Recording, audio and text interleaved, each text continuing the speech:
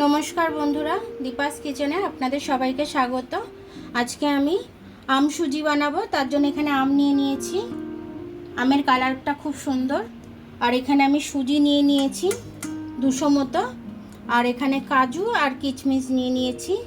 এখানে আমি দুধ নিয়ে নিয়েছি। তাহলে চলুন আমি কিভাবে বানাই একটু দেখে নিন। দুধটা গরম হয়ে গেলে আমি তুলে রেখে দেবো দুধটা। সুজিটা আমি মিক্সিতে গুঁড়ো করে নেবো। দুধটা আমার ফুটে গেছে, এবার আমি দুধটা নামিয়ে নিচ্ছি।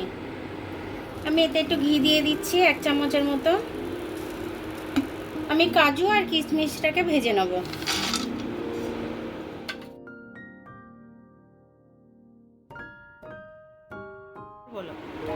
কাজু কিশমিশটা ভাজা হয়ে গেছে, আমি তুলে নিয়েছি প্লেটে। এই ঘিয়ের মধ্যে আমি সুজিটা দিয়ে ভেজে নেব।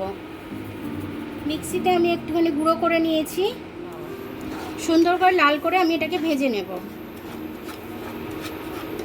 মিক্সির জারে আমি আমগুলো দিয়ে দেবো, দিয়ে আমি আমগুলো পেস্ট করে নেব। একটু ঘি আর একটু দিয়ে দিলাম আমি, নাহলে এটা ভাজা ভাজা হচ্ছে না ভালো।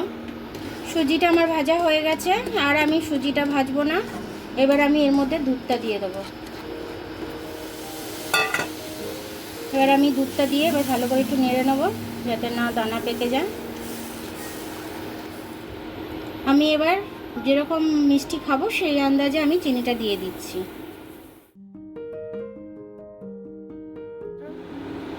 একটু নুন দিয়ে দিচ্ছি। এবার আমি আমের পাল্পটা দিয়ে দেবো।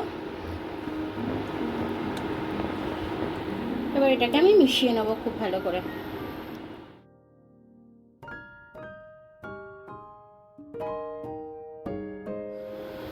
কাজু কিশমিশটা দিয়ে দিলাম।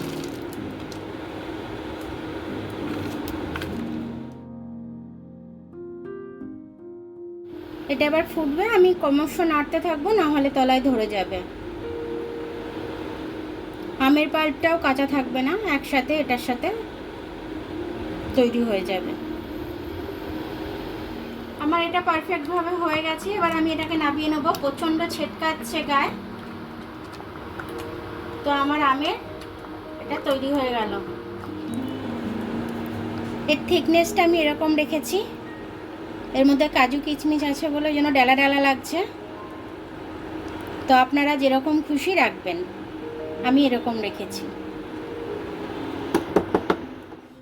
দেখুন বন্ধুরা, সুজির আম দিয়ে পায়েসটা আমার হয়ে গেল। এটা দেখতে যত সুন্দর হয়েছে, এটা খেতেও কিন্তু ততটাই সুন্দর হয়েছে।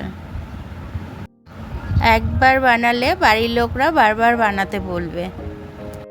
বাচ্চারা এবং বড়রা সবাই এই নতুন ধরনের এটা খেতে ভালোবাসবে পায়েসটা। আপনারা অবশ্যই করে খাওয়াবেন, খাইয়ে কমেন্টস করে জানাবেন। এখন বাজারে প্রচুর পাকা আম উঠেছে, সে কারণে আমি পাকা আমটা দিয়ে সুজির পায়েসটা আমি করে ফেললাম। আমার ভিডিওটা দেখার জন্য অনেক অনেক ধন্যবাদ। আমার ভিডিওটা যদি আপনাদের পছন্দ হয় তাহলে লাইক, সাবস্ক্রাইব, বেল আইকনটা একটু টিপে দেবেন। আর যদি ফেসবুক থেকে দেখেন তাহলে লাইক আর ফলোটা একটু করে দেবেন। আবার কাল দেখা হবে নতুন রেসিপির সাথে। ততক্ষণ আপনারা ভালো থাকবেন, আমি আসছি।